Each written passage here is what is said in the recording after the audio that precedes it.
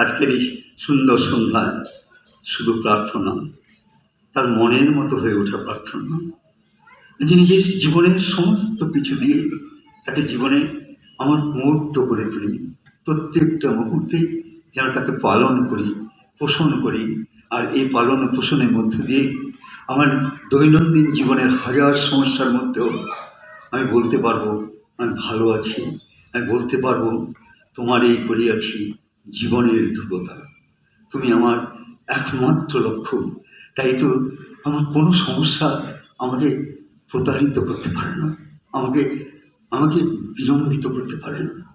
আর তাহলেই আমাদের সেই উপনিষদের বাণী, অমৃতস্য পুত্রা চিন্নন্ত বিশ্বে অমৃতস্য পুত্রা, সে সার্থক হয়ে ওঠে।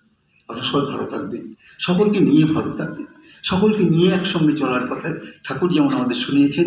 আজকে আচার্যদেব সেই কথা বলে, এই যে দ্বিতীয়বার তার মানে হচ্ছে সকলকে নিয়ে চলার। আমার পারিপার্শ্বিক সকলের সঙ্গে আমার সেই সম্পর্ক থাকুক, যে সম্পর্কের মধ্য দিয়ে আমি সকলকে নিয়ে চলে ভালো থাকতে পারি, আনন্দে থাকতে পারি। আর মনের আনন্দে বলতে পারি, পেয়েছি সত্য লোভেছি পথ, সরিয়া দাঁড়াক সকল জগৎ, নাহি নাহি ভয় নাহি সংশয়। জয় গুরু।